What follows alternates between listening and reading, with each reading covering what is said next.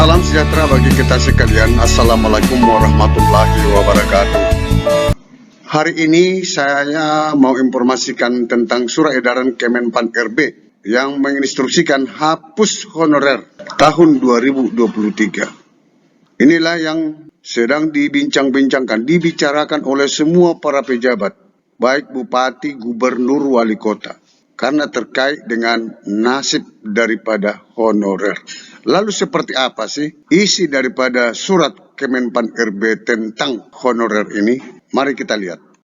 Inilah surat edaran yang sedang dibicarakan oleh khalayak umum. Surat ini tertanggal 31 Mei 2022. Perihal status kepegawaian di lingkungan instansi pemerintah pusat dan pemerintah daerah. Ini ditujukan kepada para pejabat pembina kepegawaian di lingkungan kementerian, lembaga, instansi pusat, dan instansi daerah. Kalau di pemerintah daerah, yang dimaksud dengan pejabat pembina kepegawaian PPK itu adalah gubernur, bupati, wali kota. Jadi ini ditujukan surat ini kepada seluruh gubernur, bupati, wali kota se-Indonesia. Apa isinya? Surat edaran ini isinya ada 6 poin. Yang paling terkait langsung dengan honorer adalah poin nomor 6. Ini yang saya sampaikan hari ini dan kita bahas. Poin 6 menyebutkan berkenan dengan hal-hal tersebut di atas dan dalam rangka penataan ASN sesuai dengan ketentuan peraturan perundang-undangan agar para pejabat pembina kepegawaian PPK, sekali lagi saya sampaikan bahwa PPK itu adalah untuk di daerah, gubernur, bupati, wali kota. Untuk di kelembagaan, kementerian kelembagaan itu para menteri. Agar para pejabat pembina kepegawaian melakukan pemetaan pegawai non-ASN. Non-ASN itu adalah honorer. Sekali lagi saya akan bacakan, melakukan pemetaan pegawai non-ASN di lingkungan instansi masing-masing dan bagi yang memenuhi syarat dapat diikutsertakan, diberikan kesempatan mengikuti seleksi calon PNS maupun P3K. Ini menarik juga. Baru-baru ini Menpan RB menyampaikan rekrutmen tahun 2022 hanya rekrutmen untuk PPPK Jabatan Fungsional Guru. Sedangkan PNS tidak ada. Lalu, kenapa dimintakan ini agar diikutsertakan untuk seleksi calon PNS? Sementara formasi tidak ada. Kita lanjut. B. Menghapuskan, saya ulangi ya, menghapuskan jenis kepegawaian selain PNS dan P3K di lingkungan instansi masing-masing dan tidak melakukan perekrutan pegawai non-ASN.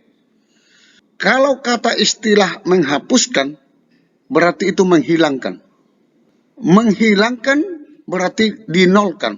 Tidak ada lagi tenaga honorer. Dan tidak melakukan perekrutan pegawai non-ASN. Berarti sudah dilarang merekrut honorer. Ini kalau dihapuskan, ribuan, bahkan jutaan tenaga honorer akan kehilangan pekerjaan. C. Dalam hal instansi pemerintah membutuhkan tenaga lain seperti pengemudi, tenaga kebersihan, dan satuan pengamanan, dapat dilakukan melalui tenaga alih daya outsourcing oleh pihak ketiga. Dan status tenaga alih daya outsourcing tersebut bukan merupakan tenaga honorer pada instansi yang bersangkutan. Ini sudah biasa dilakukan. Seperti di PLN itu, tenaga-tenaga teknis itu sudah outsourcing. Jadi ini tidak menarik bagi tenaga-tenaga honorer. Dan ini pun hanya berlaku kepada tenaga kebersihan, pengemudi. Ya, seberapa banyak sih pengemudi ini? Yang paling parah sekarang adalah tenaga teknis di daerah-daerah. D. Menyusun langkah-langkah strategis penyelesaian pegawai non-ASN yang tidak memenuhi syarat dan tidak lulus seleksi calon PNS maupun calon P3K sesuai ketentuan perundang-undangan sebelum batas waktu tanggal 28 November 2023. Di sini dimintakan oleh Menpan RB bahwa seluruh kabupaten kota provinsi agar menyusun langkah-langkah strategis untuk penyelesaian non-ASN. Jadi bisa saja daerah mengoutsourcingkan seluruh tenaga honorer, tentu sesuai dengan kemampuan uang daerah sebelum tanggal 28 November 2023. Ini berarti bahwa tanggal 28 November 2023 hari terakhir istilah honorer. Berarti tanggal 29 November 2023 tidak ada lagi honorer.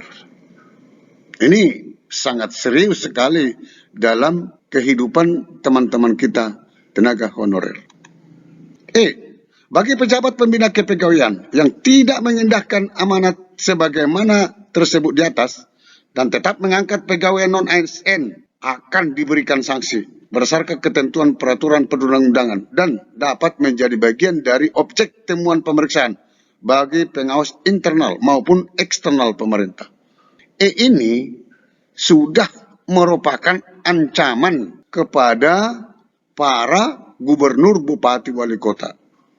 Bagi yang merekrut akan menjadi objek temuan pemeriksaan. Baik pemeriksaan internal, inspektorat di daerah-daerah, juga eksternal pemerintah, yaitu Badan Pemeriksa Keuangan. Ini sangat serius ya. Yang sangat seriusnya berapa juta tenaga honorer yang kehilangan pekerjaan akibat daripada surat edaran ini.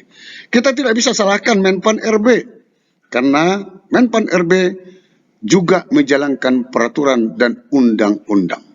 Demikian beberapa hal yang dapat kami sampaikan atas perhatian dan kerjasamanya disampaikan terima kasih. Menpan RB Cahyo Kumolo. Jadi sah. Lalu bagaimana nasib tenaga honorer? Kita akan tunggu kebijakan-kebijakan pemerintah selanjutnya. Sampai ketemu pada video berikutnya di channel ini. Jangan lupa dukung terus channel ini dengan cara klik subscribe, like, dan loncengnya. Semoga bermanfaat. Wassalamualaikum warahmatullahi wabarakatuh. Shalom.